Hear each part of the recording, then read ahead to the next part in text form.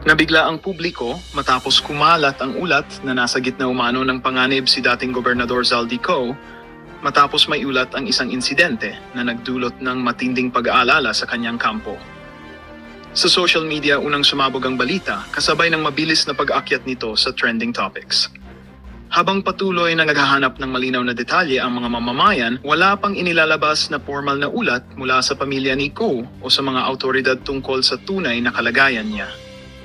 Habang umiikot ang issue, naging obserbasyon ng ilang netizens na palagi raw lumulutang ang pangalan ni na Pangulong Bongbong Marcos at Speaker Martin Romualdez sa mga espekulasyong lumalabas online. Ayon sa mga nagkukomento, may ilang kumukuwestiyon kung may mas malalim umanong dahilan sa likod ng nangyaring insidente. Gayunpaman, nananatiling walang matibay na ebidensya o opisyal na pahayag na mag-uugnay sa dalawang opisyal sa sinasabing kontrobersya. Sa kasalukuyan, nananatiling palaisipan ang maraming detalye at patuloy ang panawagan ng publiko para sa agarang paglilinaw mula sa mga kinaukulan. Ilang eksperto at opisyal ang nagbabala laban sa pagkalat ng hindi beripikadong alegasyon, lalo na't may posibilidad itong magdulot ng panibagong tensyon sa politika. Habang hinihintay ang opisyal na salaysay, umaasa ang taumbayan na may lalabas agad ang katotohanan upang matuldukan ang mga kumakalat na espekulasyon.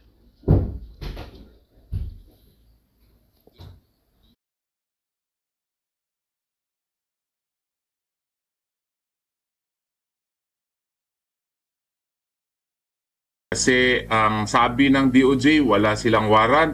Ang sabi ng DFA, wala pa silang kopya ng warrant. Ang sabi ng transnational crime, wala rin daw silang warrant. At yung spokesman mismo ng ICC nagsabi walang warrant. Pero ang ating ombudsman, ewan ko anong description ng kanyang trabaho, nakalimutan siguro niya basahin at i-remind yung sarili niya about Article 11 of the 1987 Constitution, Section 13, naka-enumerate yung trabaho niya doon. With due respect po kay Ombudsman, hindi ata trabaho ng Ombudsman ito, yung makikialam about sa ICC processes. Ito po si President Sara Duterte. Malapit na yan, President na yan. Pakinggan po natin mga reaksyon, ha? Pakinggan natin. Ako ay hindi talaga nagbibigay ng mga kaligasyon kung wala ako ebidensya. So, yung mga ganyan, kapag meron kang kaligasyon, wala kang ebidensya, ang tawag dyan ay chismis. So, ang tawag sa iyo ay chismis.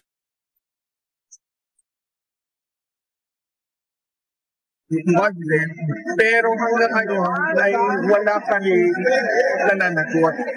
Puro lang investigation. So yun yung sinasabi ko na mukhang yung sinasabing independent Commission for Infrastructure ay ginawa lamang para kontrolin yung istorya. Kontrolin yung narrative sa corruption scandal. Bipira ko yung password. Wala ko post. Yes. Oo, hindi ako na-comment sa warrant of arrest dahil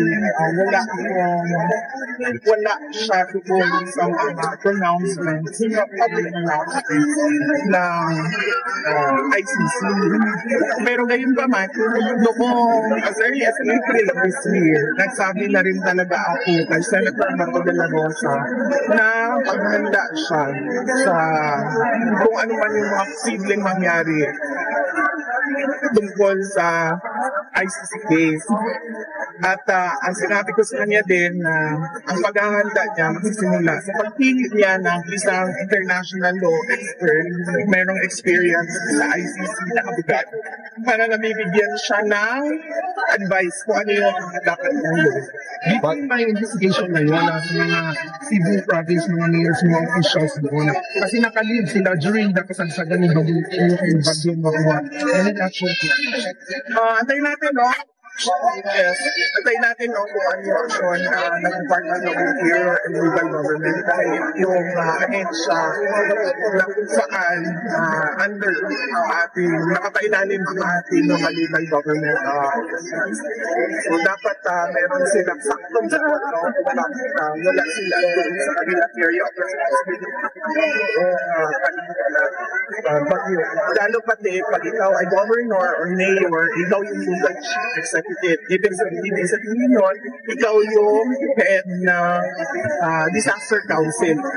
So, kasama doon sa trabaho mo yung paghahanda ng disaster council. Vice, yung reaction ng grupo nito, yung pagtuwa kasi nito Bato, what is your reaction regarding with that? Yung reaction ng grupo natin, yung PDP Laban, what is the reaction about this? Sa warrant of arrest hindi kasi po ako member ng PDP Laban. So, hindi ko alam kung ano yung action ng partido. Pero noong narinig ko yung chismis na gano'n nga, may tumabas sa balita, meron tayong mga opisyal dito sa ating bayan na nagsasabi na merong warrant of arrest ay minessage ko siya at nakausap ko ang kanyang anak si Maki de la Rosa. At sinabi ko kay Maki na kung interesado man si Senator Bato de la Rosa na sigurado ay ma-recommend sa kanya na isang British Council doon based sa England, doon international law. VP, sabi ni Ramon Tito na sinansyida kayo ni Pongkulo yung Chavit Simpson sa disabilitation flat sa government and reaction. Kasi yung mga ganyan na kung napapansin nyo, ako ay hindi talaga ako nagbibigay ng mga kaligasyon kung wala ako ebidensya. So, yung mga ganyan, kapag meron kang kaligasyon, wala kang ebidensya, ang tawag dyan ay chismis. So, ang tawag sa iyo ay chismis.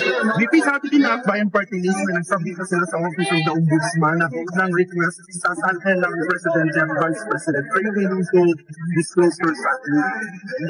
Nandun naman na yung request at expect ko ay ibigay sa kanila ng ombudsman dahil kasama naman din yan sa narrative ng mga yellow, ng mga pink, na akbayan, ng makabayan, at ng Marcos administration, yung paghahabol sa akin. In fact, doon sa impeachment complaint, makikita nyo, na isa doon sa articles of impeachment ay ang aking salin. So, hindi mahirap sa kanila na kunin yung salin. Kamusta si FPR dito? Kailan ka babalik doon sa last week hindi ko lang basta before lumating ang nagkausap kami pagkatapos ng bagyo bago lumating ang bagyo Uwan. Nagkausap kami dahil siya po ng update at ang pagbisita ko sa Hague ay wala pa petsa. Nandun ngayon sa Hague ay ang aming kapatid na aming kuya, Congressman Pulong Duterte. At ang susunod doon ay ang kanyang anak, ang aming Congressman sa 2nd District. Siya po kami health condition. Wala naman siyang reklamo. Noong kami ay nagkausap, wala siyang reklamo. Pero noong nakausap niya yung kapatid namin, si Miss Veronica, ay nabanggit niya na sumasakit yung kanyang ulo. I-report na rin yun ni Gilino sa mga abogado para gawa ng karaan. Ano ba kailangan gawin? What's your Christmas wish po for the President? President Marcos?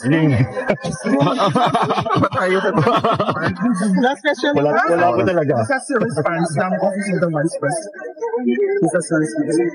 Yes. Nakulang ako ng listahan mo, Doc Liz. Para dito, on the lighter side.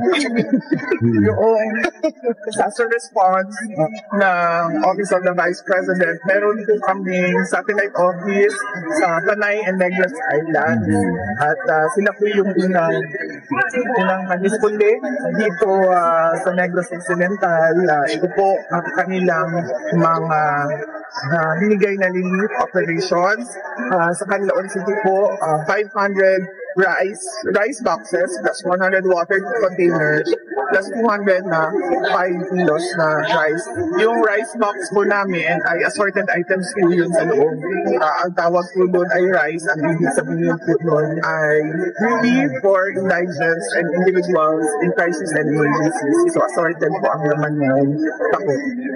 Sa Binalbagan ay 200 boxes, 100 Reaction TV Base, nagbabalik reaction. Napakaganda po ng pag-uusapan natin ngayong mga kareaksyon. Mantagin po ninyo, constitutional amendment na naman po mga kareaksyon. Naalala po ba ninyo yung Chacha?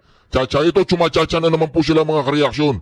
Gusto na naman po nilang pakialaman yung 1987 Constitution na kung saan mga kareaksyon, mapapanood nyo ngayon mga kareaksyon, na gusto nilang babahan yung age limit ng pagiging presidente. Nako, gusto talaga nilang makatakbo itong si Jake Cyrus yata o kaya si Vico Soto mga kareaksyon. Pumuporma po sila mga kareaksyon na hindi po sila lumusot doon sa tinatawag nilang yung public initiative. Di ba? Yung public initiative ba yun? Yung PI, hindi sila lumusot. Ngayon mga kareaksyon, dahil lumalalim na po ang panawagan na bumaba na po itong si Bongbong Marcos, ay talagang meron na naman silang bagong pakulo. Yung constitutional amendment daw, na gagawin po nila para maamyandahan ng konstitusyon na kung saan mga kareaksyon ay pakikialaman po nila. Pakikialaman po nila ang sagradong konstitusyon na naman natin. Mga kareaksyon, dito po gagawin po ang lahat para malito ang taong bayan at para mailayo ang ating atensyon sa totoong isyu po, ang nakawan sa flood control at sa marami pang infrastructure projects sa ating bansa. At mga kareaksyon, talagang lilituin po ang taong bayan. Pero, 4 na araw na lang, magkakaalaman na po, November 16, magkakaroon po ng 3 araw na pagrarally. Ang mga nagsama-samang naniniwala na mayroong dapat managot at dapat magkaroon ng pagbabago sa ating lipunan. Bago po yan mga kareaksyon, nagpapasalamat po tayo sa ating mga kareaksyon dyan. Proud na proud po tayo sa mga nagko-comment, sa mga nagla-likes at sa mga nag-share. Like and share po para po mga kareaksyon ay lalo pong maraming maabot ang ating channel. I-share po niyo sa inyong mga Facebook page, sa inyong mga kaibigan, at para po mas lalong lumaki ang ating napakalaki ng community. Ito po mga kareaksyon, umpisa na po natin para huwag na po tayo magtagal. Ito po, nasa Kongreso po tayo ngayon. And the authors of thereof. RBH 2, entitled A Resolution of Both Houses of Congress proposing the call for a constitutional convention in order to propose Constitutional Convention pala mga kareaksyon. Talagang siyempre magagali na naman ang taong bayan kasi ano na naman yan? Ano naman yung pakulo mo, tambaluslos diyan sa yung kaharian ng mga buwaya. Ano na naman yan? Bumaba na naman kayo. Nagsisimula na naman kayo. Meron silang Bato de la Rosa, ipapa-aresto, dadalhin sa dahig. Meron silang Constitutional Convention. Itong si Bangag, meron siyang ICI. Hindi na po malilito ng taong bayan kahit ano pang ayang gagamitin ninyo dyan. amendments to Article 6 and the authors of thereof. RBH 2, entitled A Resolution of Both Houses of Congress proposing the call for a constitutional convention in order to propose amendments to Articles 6 and 7 of the 1987 Constitution of the Republic of the Philippines, lowering the minimum age requirements for President, Vice President, and Senator, thereby empowering the next generation of leaders. Authored by Deputy Speaker Francisco Paulo P. Ortega V, Deputy Speaker Jefferson F. Conghun, Representative Ernesto Dionisio Jr., Representative Zia Alonto Adjong, Representative Ramon Rodrigo L. Gutierrez, Representative Lordan G. Suwan, and Representative Eduardo R. Rama, Your Honors. We see some authors. Can we hear them first? Lahat po ng mga binanggit nila ay mga sundalo. Mga sundalo po na ng pinakamalaking buhaya dyan sa may kongreso. Lahat po yan ay mga sundalo ni Tambaluslos. Para yata ibababahan nila ang edad from 40 ba gagawin nilang 35 ganon. O di ba? Para makatakbo si Vico or makatakbo itong si Sandro ganon. Galing galing.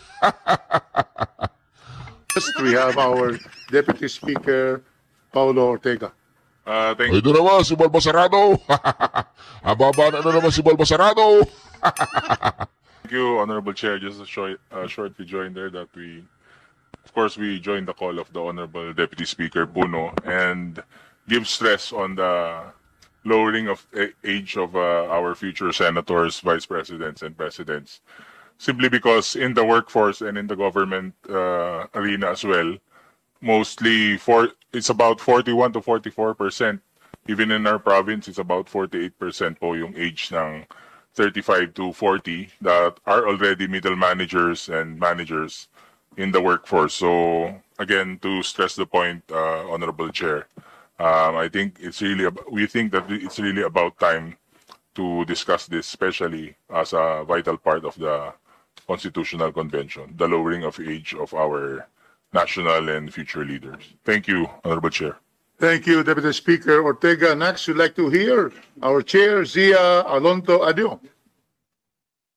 Just a rejoinder again. Thank you very much, Honorable Chair. Well, this joint resolution actually now speaks about the current demography that we have in this country, Mr. Chair.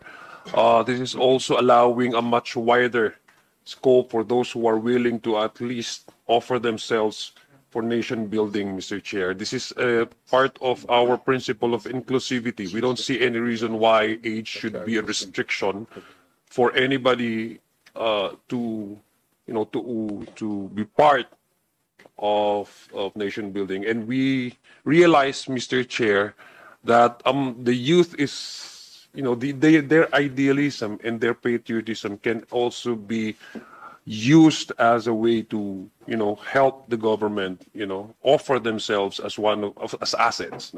I think it's very popular na sinasabi po ni Rizal na kabataan ay maasahan na ng pag-asa ng bayan. I think currently right now we can actually change that mindset and gawin na lang natin ang kabataan maasahan na talaga, hindi yung pag-asa but maasahan na ng bayan. And they have already displayed their eagerness to Siya John, gusto po niya palitan yung sinabi ni Jose Rizal. Yung kabataan ng pag-asa ng bayan, sabi daw po niya, yung kabataan ay maaasahan na ng bayan.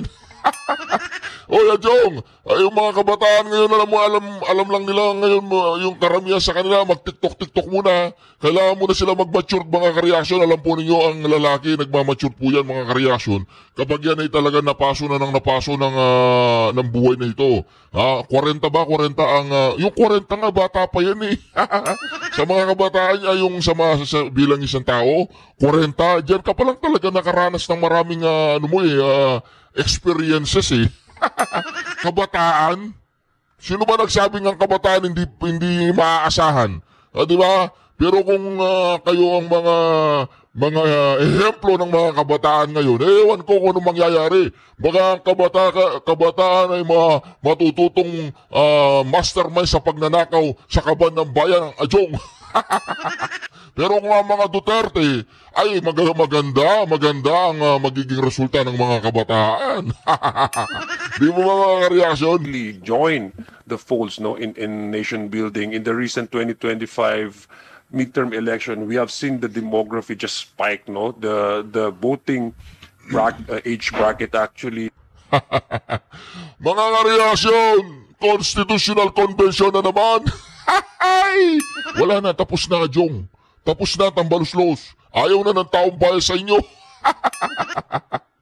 Ako ay hindi talaga ako nagbibigay ng mga aligasyon kung wala ako Binasa ko, hindi ano dun, hindi po kasali ito sa kanyang job description. And worse, itong ginawa niya even violates ICC rules, no? Kasi yung mga applications for warrants and warrant itself, kung sealed pa ito, no?